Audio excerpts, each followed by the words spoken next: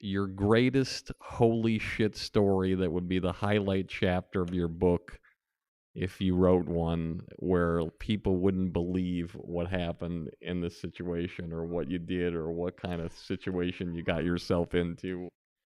Yeah, there's been a few. You know, the punch to the head is one. Okay, I'll tell you one. So we're in Pittsburgh, right? I've never told this on stage because it just sounds a little. I'll tell you a better one. I've got two. Okay, I'll tell you two. One very quickly. I was in Pittsburgh and I come backstage and my support act it was asleep on the couch. He said it was snowing outside, and he goes, I go, what? I go. He looked all upset and he goes, what happened? He goes, a junkie just came in. And he was wearing your jacket and your sunglasses and your hat, right? And he said he wanted to meet you. And he came in and he'd stolen all your clothes from the dressing room. I was asleep and he woke me up. And I said, oh, why? He goes, well, I got everything back, so it's all right. I'm like, wow, that sounds scary. And I go, how did he get past security? And as I said that, the guy fell from the air conditioning duct, right, into the dressing room, just boom, like that, right? And he's like a junkie, and I'm like, security, like that, right? And then he's like, man, I just want to talk to you. I'm just your biggest fan. We should be friends, right? And I'm like, security. And then he's like, he comes and he goes, the security come to drag him away. And I said, hey, wait there. And then I went, they're my fucking sunglasses. He still had my sunglasses in his pocket, right? So it's like it's not that funny a story, but it is a crazy ass story. And then this just shows how social media is, right? The end of that night, that guy's on my Facebook page saying what an asshole I am to everybody. That he came and gave me my stuff back, and I was still rude to him, and all he wanted to do was talk. And then people were writing underneath, geez, this guy has an ego, won't talk to his fans, right? So there's this whole fucking discussion about what a fuckwit I am over a stalker hanging in my air conditioning duct, right? So that's one. Another one was I did a birthday party and you can speak to Alex Murray about this. He was there, but you know Alex, right? Of course, he represents you and Jim Gaffigan. We've been working together for about 2 weeks, and he gets a phone call. And I can't say who it is because I signed a thing, and also I don't want to. You know, they gave me good money to do this. What Jim's alluding to is occasionally when you're doing really well, a celebrity will say, "Hey, listen, I want to do something for my husband who's a birthday. I want to do something for my wife, my girlfriend, and you're her favorite person.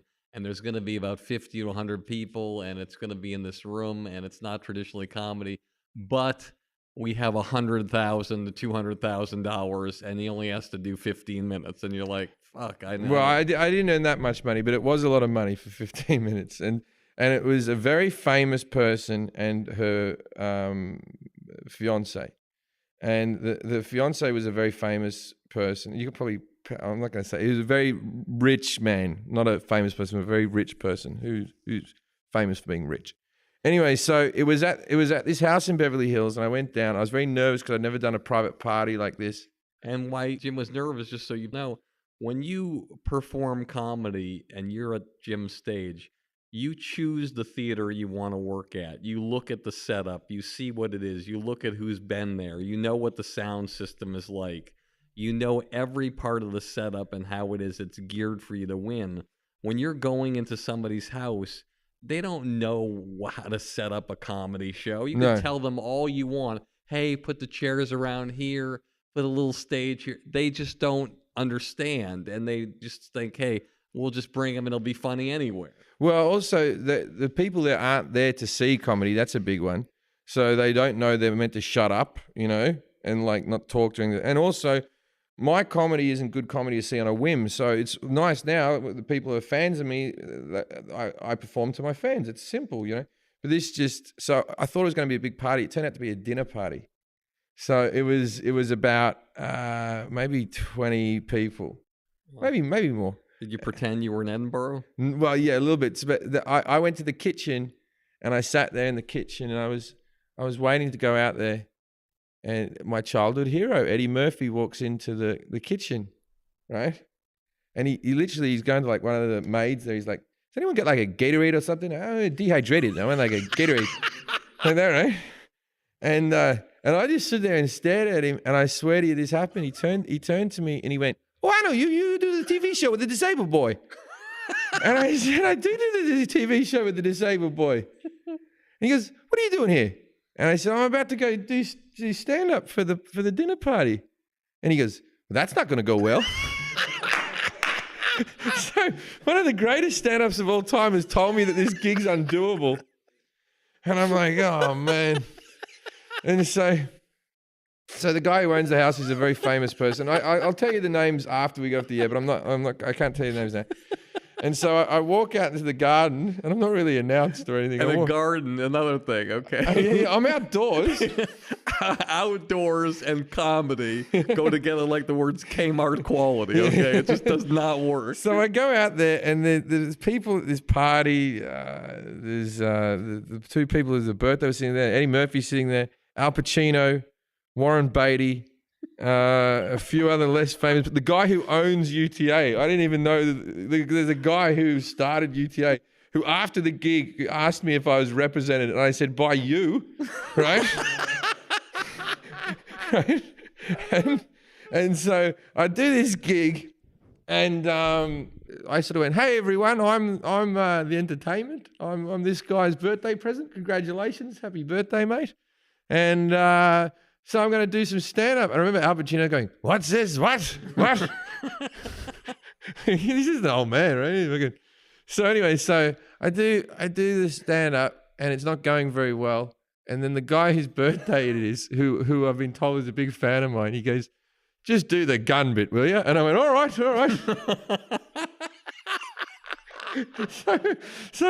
I went, "Oh, I haven't performed that piece for 18 months. And, it's not like I sit at home and watch it like you do, but I'll give it a go, And so I did the gun bit in about 10 minutes flat, and it's a 16-minute routine. And so I must have left things out. But he started laughing because it was his birthday. Everyone else at the table started laughing. And so I'm like, all right, I got away with it, right? I got away with it. Then they had dessert, and then, I forgot to mention, 2 minutes in, I'm fucking dying. I'm dying on my ass like nothing.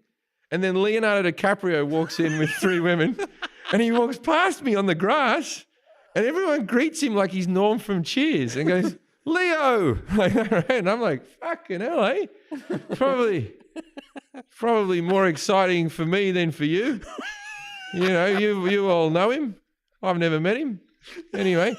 And he goes, he didn't come for the meal. He just sat on some lawn furniture off to the side with the women, right?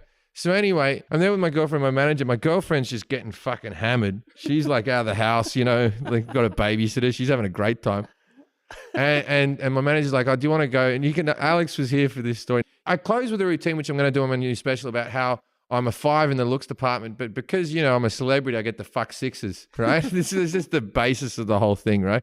I got to go a little bit up, Anyway, so I'm there and I'm talking to Alex, and Al Pacino walks up to me, and he's got his arm around Warren Beatty. And I don't know whether they're drunk or just old. Like, when you see like an old person in a shop and they're like, "I want to have this thing." And you're like, is that a drunk person or an old person? Or is it both? You can be both, but like sometimes old appears drunk, right? So I'm there, and fucking Al Pacino comes up to me and goes, "Look at this, a couple of 5s talking. Look at us, 2 5s." And I said, "Well, Mr. Pacino," I said, "Look, I'm famous enough to fuck 6s. You're so famous, you must be fucking 12s or something." He goes, "You're right, I do." And I will tell you, this is one of the, oh my God, this is why I say, oh my God. I chatted at that party to Al Pacino for 20 minutes, and it was all just him complimenting me. Just, "You're like Dangerfield. I like how you tell a story, then you forget the story, then you're back in the story." And I'm like, "Listen," he said to me, he goes, "Am I complimenting you too much? Am I doing this too much?" And I said, "No." I said, "This is the greatest moment in my life. What are you talking about?" I said, "Just keep talking till I come." Right? And so we keep talking, me and Pacino, and Warren Beatty sort of pops into the conversation and pops out. And Alex Murray's just standing there fascinated by the whole thing. And Pacino goes to me, he goes, "Do you act?" And I said, well, I actor. I'm never going to tell Al Pacino that I'm an actor. I have acted, but I'm a stand-up comedian who does a bit of acting. I'm not an actor, right? I tell you what, you're going to be a great actor. You're going to be, it's not the best impersonation, but you're going to be great. You have it. You're going to be a great actor. And I said, well, that's really a big compliment from you, Mr. Pacino. And then he went, he's got his arm around Warren Beatty. He goes, no, fuck it. Don't be an actor. Acting's for idiots like me and him. You're better than us. You tell stories. You're a director. And I went, all right, if you say so. And he goes, say it. I said, sorry? Say you're a director. Come on, tell me. And I went, all right, I'm a director. With passion. And I went, I'm a director. And he went, one more time. And I went, I'm a director. And everyone just stopped what they're doing and just stared at me like that. And Warren Beatty, who was just out of the conversation then, just turns into me and he goes, I'm sorry, what do you direct? And I went, I have a few projects in the works. Like my brain went to lying. Rather than telling the truth, I went, I got a couple of projects in the works. And then Warren Beatty goes, how can we stay in touch? And I went, Mr. Beatty, you don't want to stay in touch with me. I'm a drinker and I'll get drunk and try to impress some girl and call you or something like that in the middle of the night. So it's probably best we just have this moment and we just and then my manager pipes in, he goes, we can swap details right now. I manage him like that. So he got Warren Beatty's number, and then Warren Beatty got my management's number, and Warren said, make sure you stay in touch, right? Cut to, the story could end there, but cut to 2 weeks later, I'm in my manager's office, and we're talking about things. And I said, so do we ever stay in touch with Warren Beatty? How's that relationship going? Am I directing him in anything soon? and then Alex went, let's call him. So on speakerphone, we ring up Warren Beatty. We're just sitting there in the office. And this woman who's maybe 60 answers the phone. It's not Annette Benning. It's like obviously his assistant or someone who's worked for him for many years. You can tell an older person's voice, you know. And she's like, hello, like that, right? And Alex goes, hi, I'm Alex Murray. I represent Jim Jefferies. We met Mr. Beatty at a party, and he told us to stay in touch. So we're staying in touch. And she goes, what's the name? Jim Jefferies. All right, wait there. Then they didn't put us on hold. We can still hear everything. And